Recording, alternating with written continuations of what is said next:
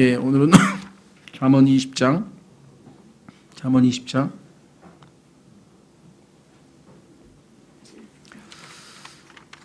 1절, 포도주는 조롱하게 하는 것이요 독주는 날뛰게 하는 것이라. 누구든지 그것들로 말미암아 속는 자는 지혜롭지 아니하니라. 우리 주변에 지금 술 때문에 벌어지고 있는 그 어마어마한 일들을 여러분들이 아마 잘 생각해 보신다면 뭐 여기에서 말씀하시는 것 충분히 이해하실 수 있다, 이렇게 생각이 됩니다.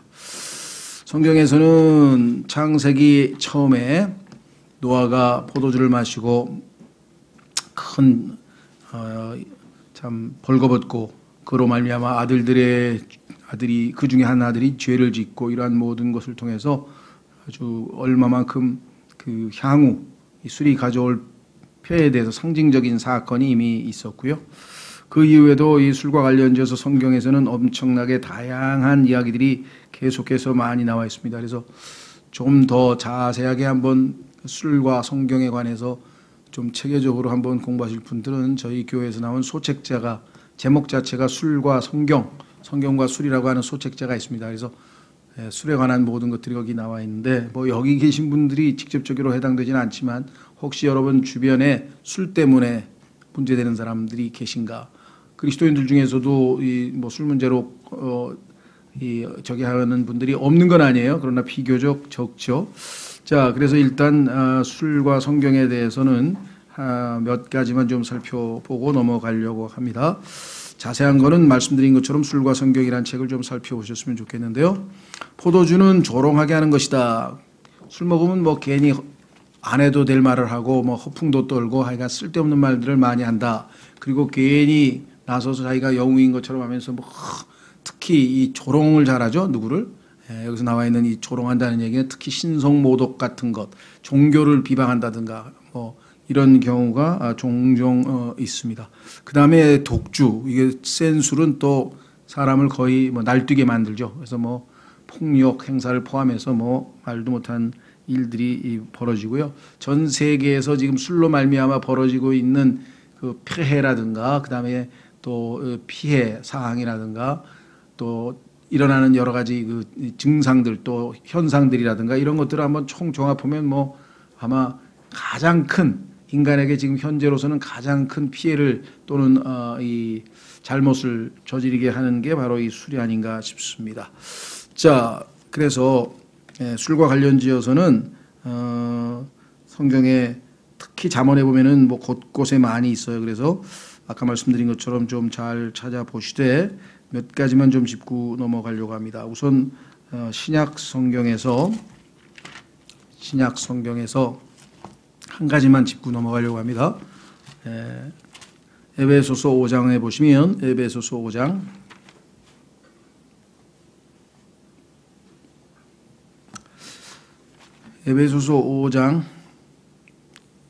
18절 에베소서 5장 18절 술 취하지 말라 거기에는 과도함이 있나니 오직 성령으로 충만하라.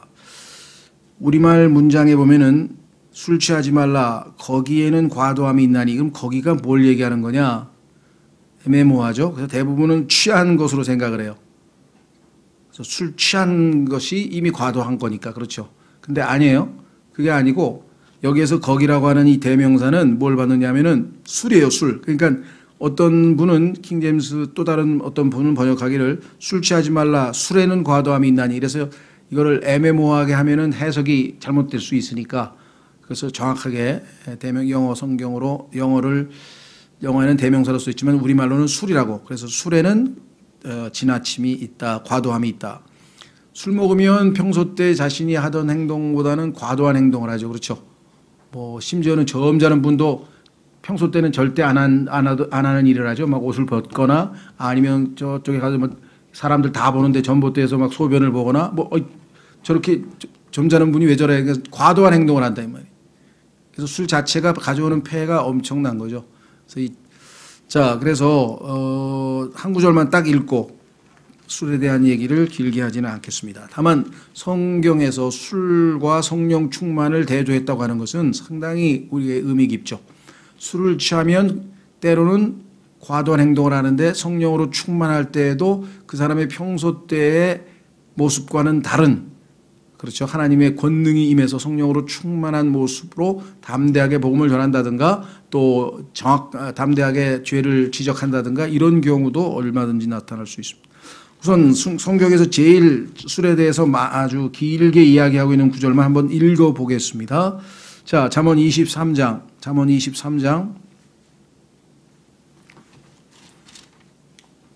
29절서부터 35절까지는 술을 먹는 사람들에 관해서 하나님께서 정말 자세하게 묘사를 해놨는데 정말 읽으면 누구든지 다 하나님께서 정확하게 다 지적을 하시는구나.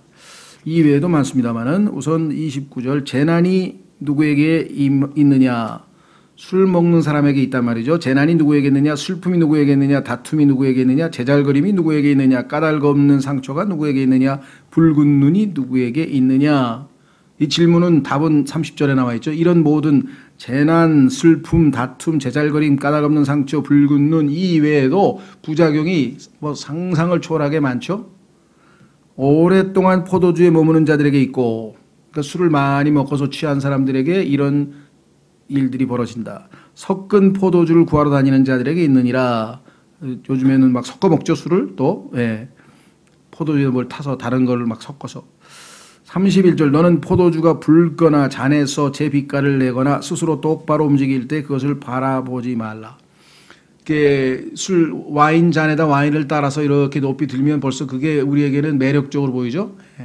그래서 그걸 아예 쳐다보지도 말라. 주님께서 선과 악의 지식의 나무도 보지 말라. 이게 쳐다보지 않았으면은 유혹을 받아서 죄를 짓지 않을 텐데 그걸 쳐다보는 순간에는 이미 넘어간 거죠. 그래서 주님께서는 바라보지도 말라 그랬는데 어떤 분들은 예수님도 최후 만찬 때 한 잔 하셨는데 뭐 포도주 정도야 이렇게 생각하시는 분이 있어요. 또 그 가나 혼인 잔치에서 예수님께서 포도주를 만드셔서 인간이 잔치 때는 그래도 한 잔 하도록 허락하신 거 아니냐 이렇게 해석하시는 분이 있는데 그건 절대적으로 오해라 했죠. 왜냐하면 성경에서 말씀하시는 와인이라고 하는 말은 그 와인이 포도즙, 즉 포도의 열매를 짜서 만든 포도주스, 포도즙일 경우에 그 뉴와인이라고 하는데 일반적으로 주스를 얘기합니다. 예수님께서 주의 만찬 할 때는 그것을 사용한 것이고 올드 와인은 그게 오랫동안 부패해서 소위 말하면 발효가 돼서 술이 돼서 사람들에게 독성분이 일종의 독주죠. 그래서 포도는 용의 독이라고 성경에 써 있어요. 이 알코올 성분이 들어가 있는 것을 성경에서는 용의 독. 그다음에 포도 주스는 포도의 순수한 피 이렇게 신명기에 써 있어요. 그러니까 똑같은 포도에서 나왔지만 그거를 막 짜서 깨끗하게 주스로 마시면 우리에게 즐거움을 가져다 주지만 이것을 포도주가 돼서 그 안에 용의 독이 들어가게 되면 이 사람은 이제 용이 저지르는 짓과 같은 일들이 벌어진다 이 말이죠. 자, 그래서 뭐 조금만 한 잔만 뭐 이렇게 얘기하는 분들이 더러 계신데 여기는 분명히 그것을 바라보지도 말라 그랬는데 예수님께서 그 포도주를 잡수셨을 리가 없겠죠. 스스로 자만의 말씀을 어기실 리도 없을 것이고.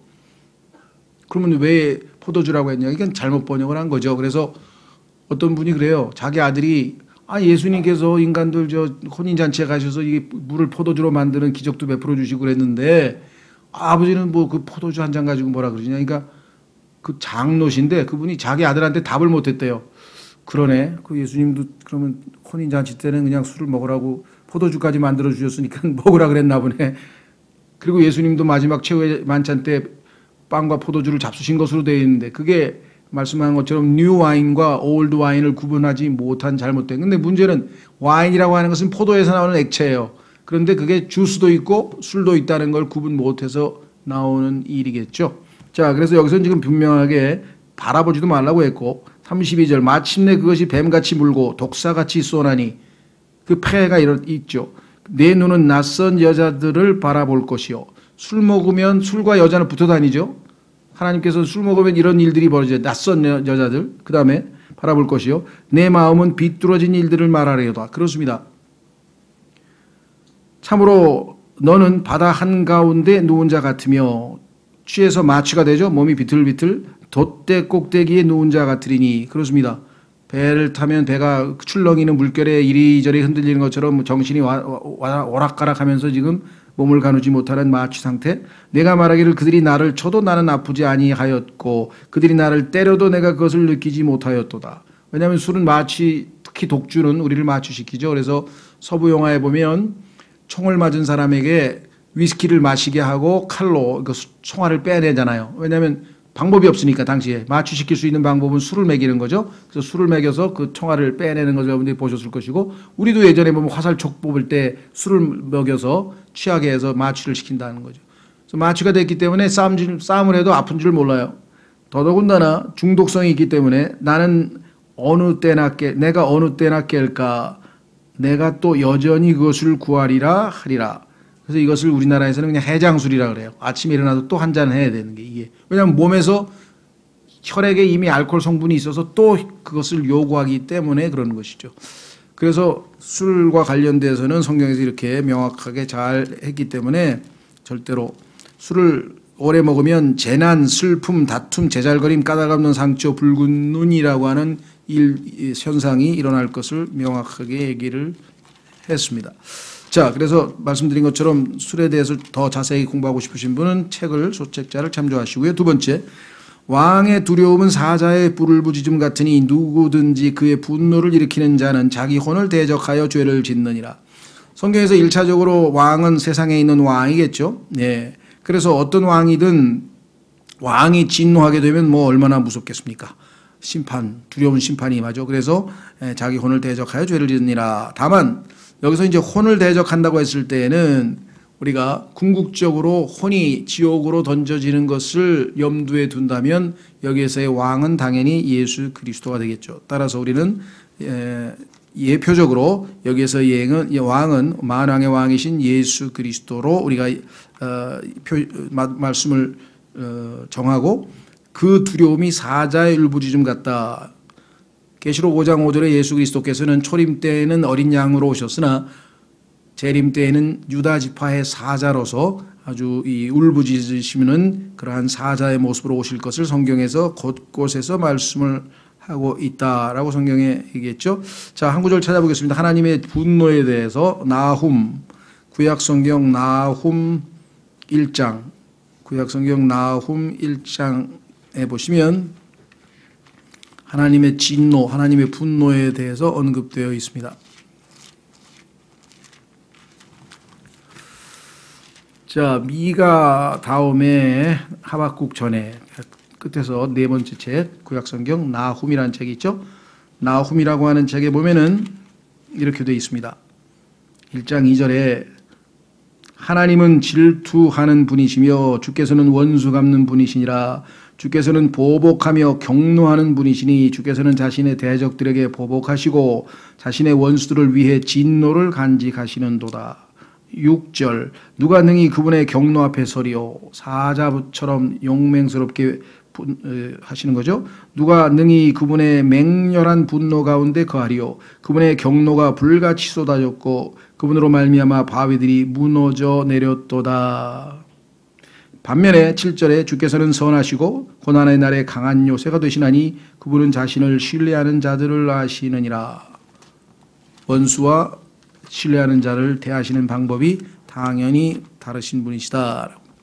자, 그래서 우리는 예수 그리스도를 진노케 하면 결국은 그 혼이 영원한 멸망을 맞이할 것임을 우리는 알 수 있고, 그래서 우리는 어떻게든 사람들에게 이 예수 그리스도를 거부하거나 하나님께서 제시하신 진리의 사랑을 거부해서 진노를 당하는 그러한 일이 없도록 우리가 이제 사람들에게 복음을 전하는 것이겠죠. 자, 3절로 오셔서 사람이 다툼을 그치는 것이 종기가 되거늘 어리석은 자는 다 참견하고자 하느니라. 그렇습니다. 가능하면 다투지 않고 문제를 해결하는 것이 지혜로운 방법이죠. 싸움을 해가지고야 어떻게 쉽게 답이 나오겠습니까?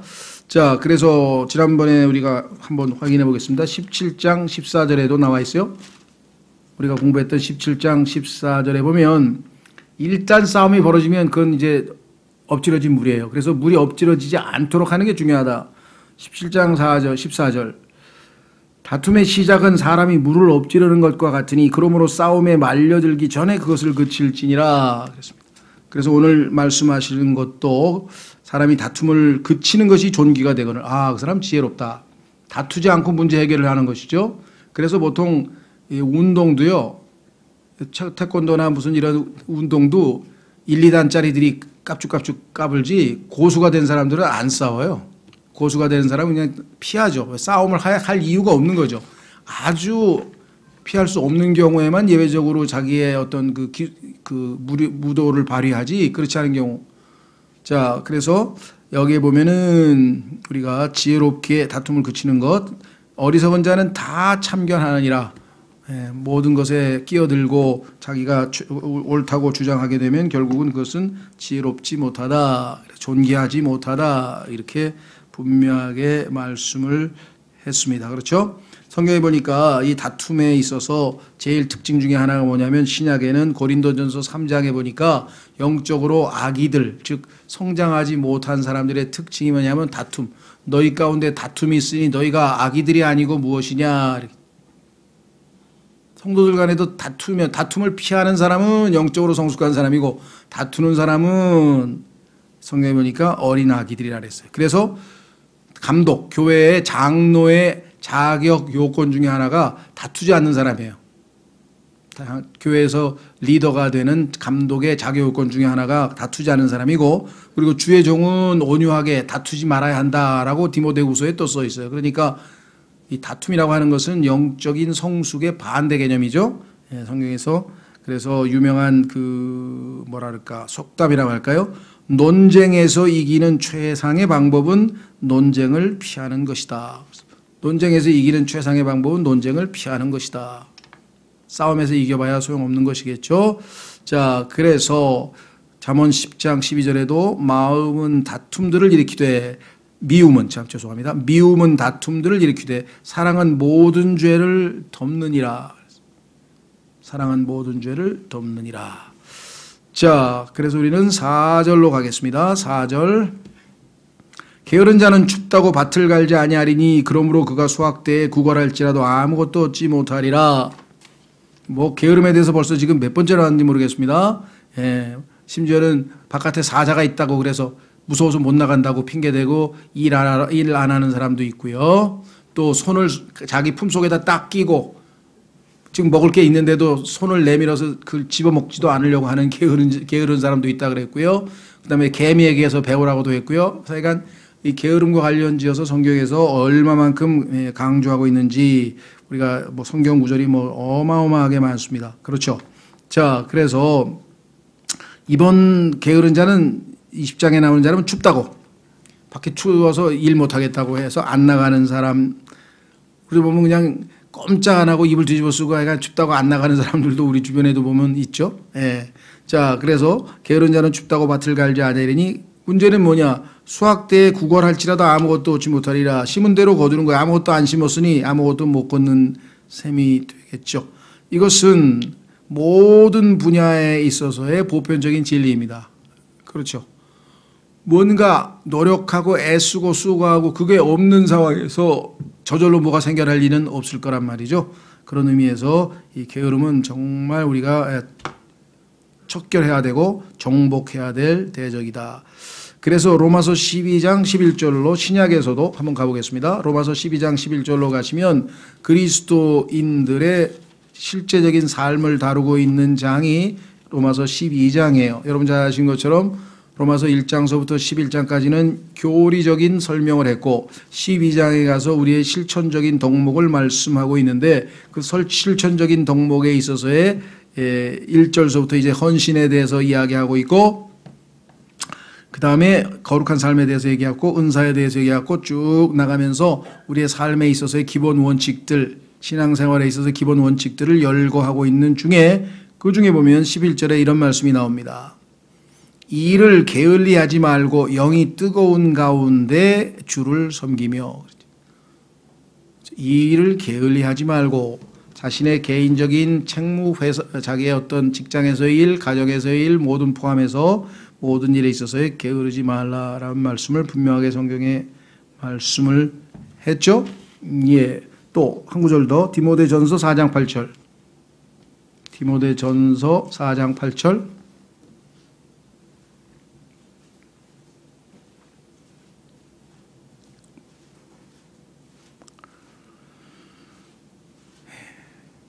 육체의 훈련은 유익이 적으나 하나님의 성품은 모든 일에 유익하며 현재의 생명과 다가올 생명의 약속을 지니고 있느니라.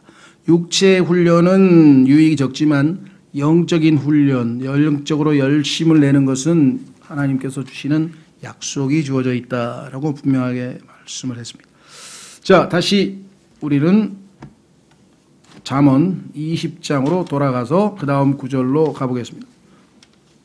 사람의 마음에 있는 계략은 깊은 물 같거니와 명철한 자는 그것을 길어내리로다.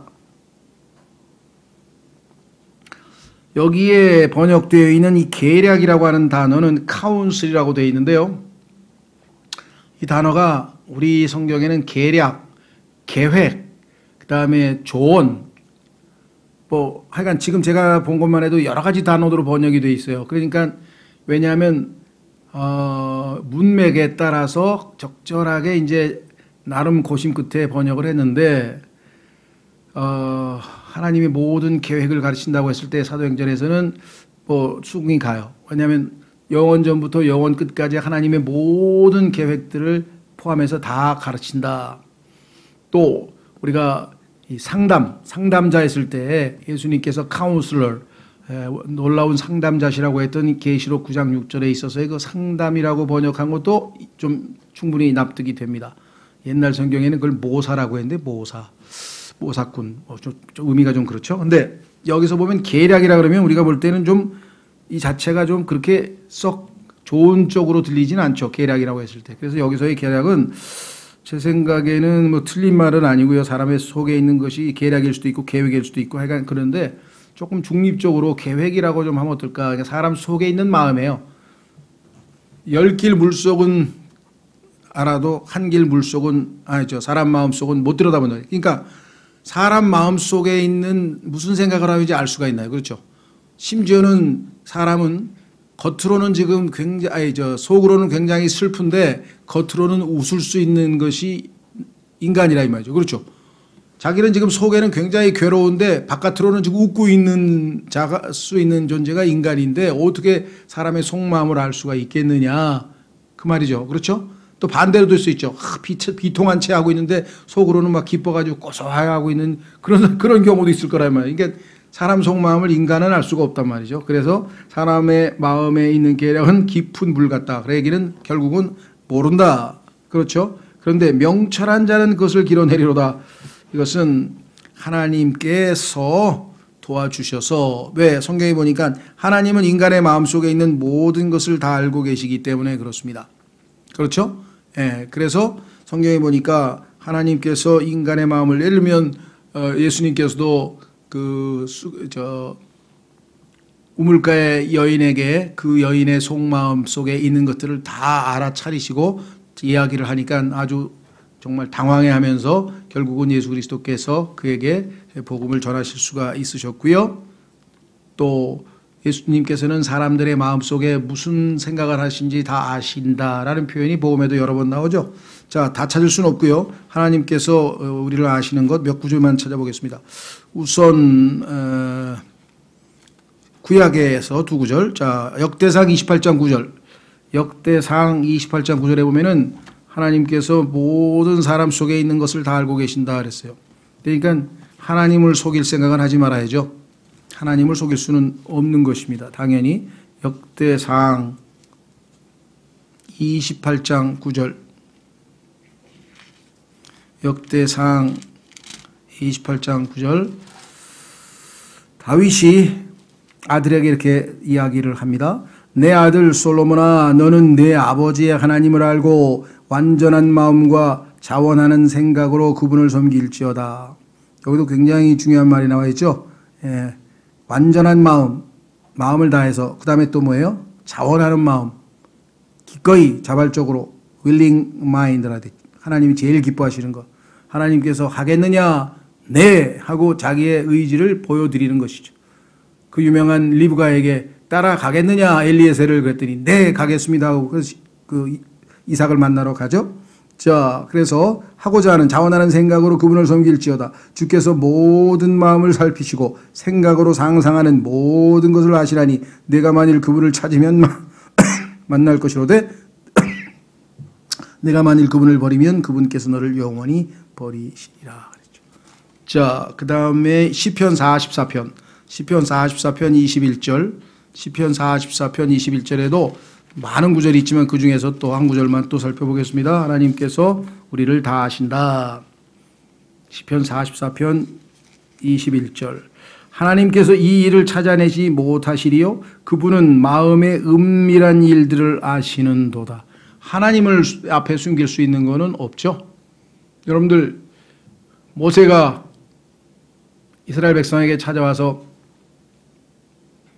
하나님께서 하늘에서 너희를 내려다보시고 너희가 지금 노예 생활로 참으로 고통당하는 것을 다 보시고 나를 보내서 너희를 구출하시려고 한다.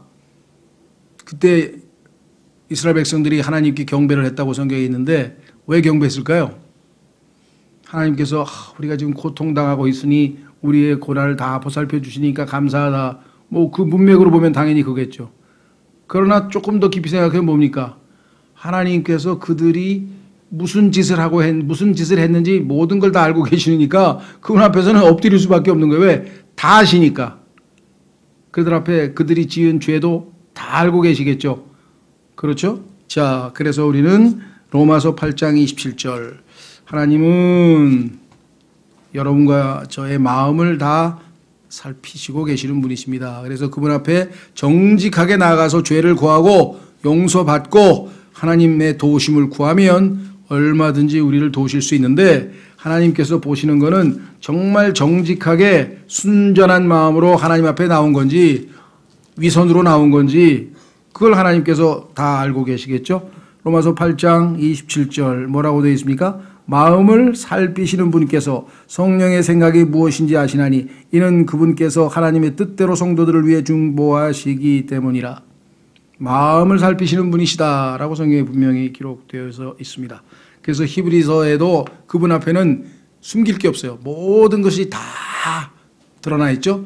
특히 우리가 하나님의 말씀을 읽을 때 그 하나님의 말씀이 우리의 속마음을 마음의 생각과 의도를 다 밝혀내시죠. 성경을 읽으면 성경이 나를 지금 지켜보고 있다. 성경을 통해서 하나님께서 나를 바라보고 계신다. 그래서 우리의 마음과 의도를 다 하나님께서 알고 계신다는 사실을 인식하고 우리가 살아가는 것이겠죠. 자, 다시 돌아옵니다. 잠언 20장. 잠언 20장.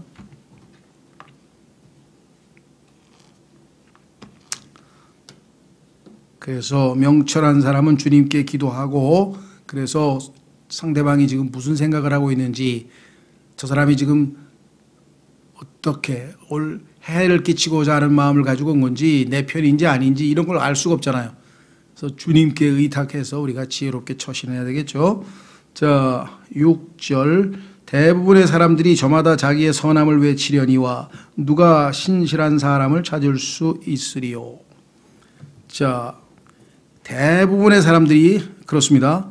자기 비하하는 사람보다는 자기가 뭔가 괜찮은 사람이라고 생각하는 사람이 더 많죠. 네, 천상천하 유아독존이라고 하는데 저마다 자기 선함을 외치려니와 나만큼 이 세상에서 살아봐라. 나만한 사람이 있겠는가. 그래서 자기가 의롭다고 하는 것을 내세우는 사람이 의외로 많습니다. 그러니까 싸우죠. 둘이 얘기했을 때 내가 너보다 더 낫다고 생각하니까 싸우지. 빌립보서에서 얘기한 것처럼 남이 나보다 더 낫다 그러면 싸울 이유가 있을까요? 그런데 아니거든요. 자기가 더 의롭다고 생각을 하죠. 예, 그래서 이 땅에도 보면 뭐 바르게 의롭게 살려고 뭐 노력하는 분들 그 자체는 나쁠 거 없어요. 착하고 바르게 올바르게 살려는데 그게 왜 나쁘겠습니까? 문제는 하나님 앞에서 그것은 불가능하다는 사실을 깨닫고 하나님 앞에 죄인임을 인정하고 예수님을 받아들여야 되는데 계속해서 자기 의에 도취되어 사는 사람들. 예, 최근에 조국을 너무 사랑하는 조국이라고 하는 분께서 너무나 자기 의에 도취돼서 그냥 온갖 좋은 말은 다 해놨는데 알고 보니까 다 자기가 스스로를 어겼네요. 자기가 한 말을 하나도 빼지 않고 다 그대로 어겼더라고요. 야, 그래서 이건 정말 하느님이 주신 좋은 기회다. 왜? 대한민국에서 의롭다고 날뛰는 사람들마다 조심하셔야 돼요.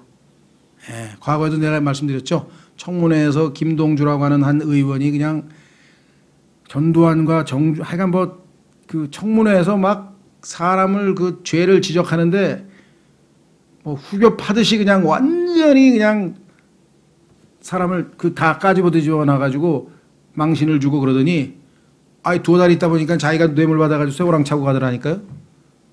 예. 지금 우리 이 대한민국도 보세요. 그렇죠. 뭐 한 개인을 지적하려는 게 아니에요. 이 양반 그래도 상당히 괜찮게 산 사람 중에 한 사람인데 자기가 한 말을 자기가 다 스스로 어겼잖아요. 그렇죠. 예. 자, 그래서 하나님 앞에 자기 의를 드러내는 사람일수록 알고 보면 나중에 본색이 다 드러나게 되어 있습니다. 누가 신실한 사람을 찾을 수 있으리요? 신실한 사람이 과연 하나님 앞에 있을까요? 당연히 없죠. 그러면 그 신실하신 분은 누군가? 예수 그리스도 한 분뿐이에요. 하나님을 믿음으로 말미암아 의롭게 되는 사람과 자기 의를 드러내서 하나님 앞에 호의를 얻어보려고 노력하는 사람, 이 두 사람이 있는데 얼마나 어리석냐. 그렇죠? 그래서 역으로 세상에서 보면 상당히 괜찮고 훌륭한 사람이 예수님을 잘 안 믿어요. 왜? 자기는 굉장히 의롭다고 생각하는데 내가 왜 예수를 믿어요? 내가 왜 죄인이냐? 내가 왜 죄인이냐? 이렇게 되죠. 그런데 이 세상에서 아주 바닥을 기른 사람은 누가 뭐라고 안 가르쳐줘도 자기 스스로가 알아, 죄인인 것을. 그렇기 때문에 하나님의 사랑에 대해서 얘기할 때 어떻게 나 같은 자를 사랑해 주시고 나 같은 자의 죄값을 치르려고 십자가에서 죽으실 수 있을까라고 해서 받아들일 수가 있는 것이죠. 그 하나님의 크신 사랑을. 그래서 역이 돼요. 역적으로. 그렇죠? 역전이 돼요. 왜냐하면 훌륭하고 뛰어난 사람일수록 예수님 믿기가 어렵다는 거예요. 그만큼. 그런 걸 여러분들이 경험하시죠. 그렇죠? 그래서 정말 성경에 보면 이 세상에서는 아주 좀 뭐랄까요? 바닥을 긴다 그럴까? 그런 분들이 예수님을 훨씬 더 잘 믿어요. 한번 확인해 보겠습니다. 그런 분들만 하나님이 구원하신 건 아니에요. 그러나 영적인 상태가 그런 사람들은 마음이 가난해져 있기 때문에 하나님의 십자가의 사랑, 자신이 죄인인 걸 이미 알고 있잖아요. 그렇죠? 자, 고린도전서 1장을 보겠습니다. 고린도전서 1장. 고린도전서 1장 26절.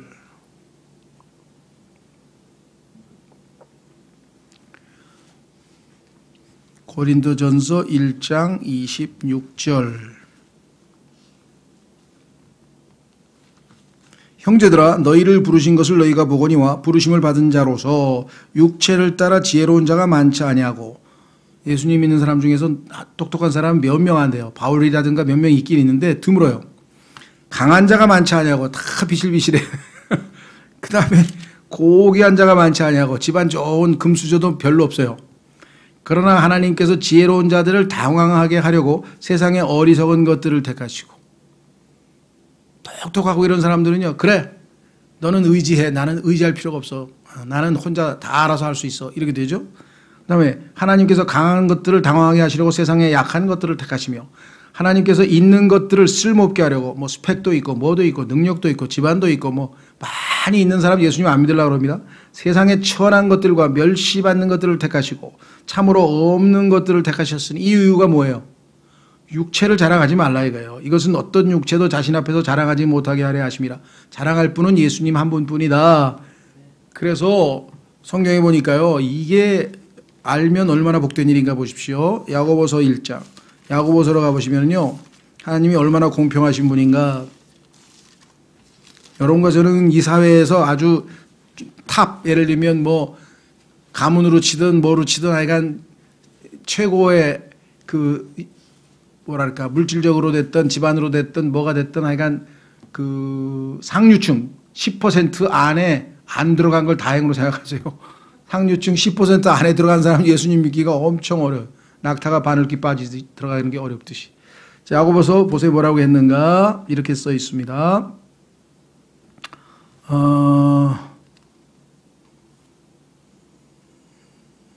가만 있어봐. 야고보서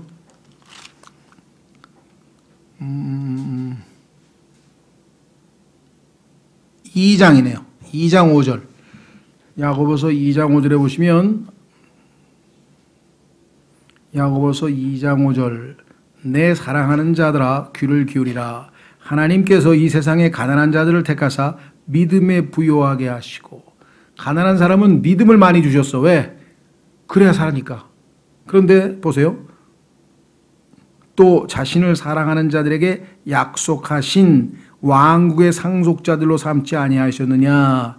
그러니까 이 땅에서 물질적으로 부요한 사람의 경우에는 아주 예외적으로 하나님을 잘 믿는 사람도 덜어 있지만 드물어요. 왜냐하면 사람들이 돈을 신뢰하기 때문에. 돈 많은 사람은 돈을 신뢰할 수밖에 없다고. 근데 그리스도인들 가운데 돈 많은 사람에게는 돈을 신뢰하지 말라고 분명하게 성경에 말씀하셨지만 세상 사람들에게는 돈이 있는데 돈을 신뢰할 사람이 누가 있어요? 역시 믿을 건 돈밖에 없다 그러는데 역시 믿을 건 돈밖에 없다 이렇게 되겠죠.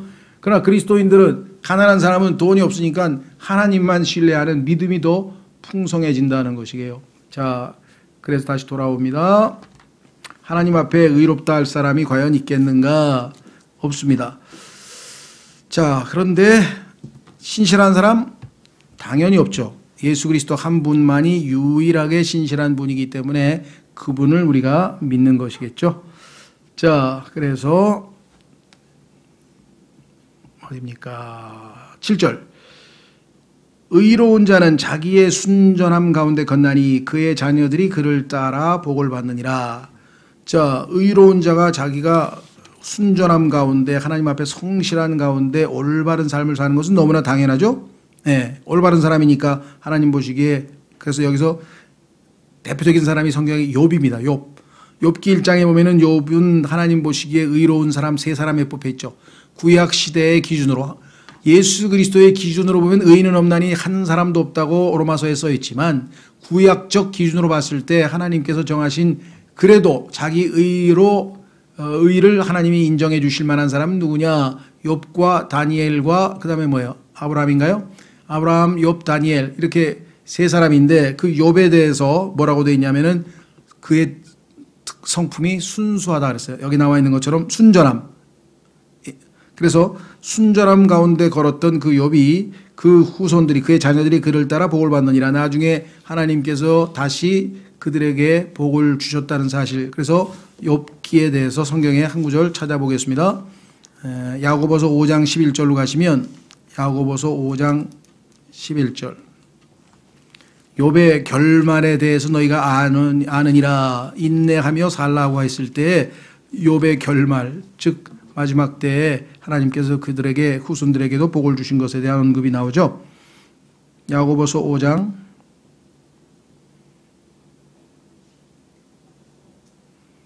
10절 11절. 자, 11절. 보라, 참는 자들은 우리가 행복한 자로 여기나니 너희가 욥의 인내를 들었고 주께서 주신 결말을 보았거니와 주께서는 지극히 동정심이 많으시며 친절한 긍휼을 베푸는 분이시니라. 그래서 하나님께서 구약적 기준으로 물론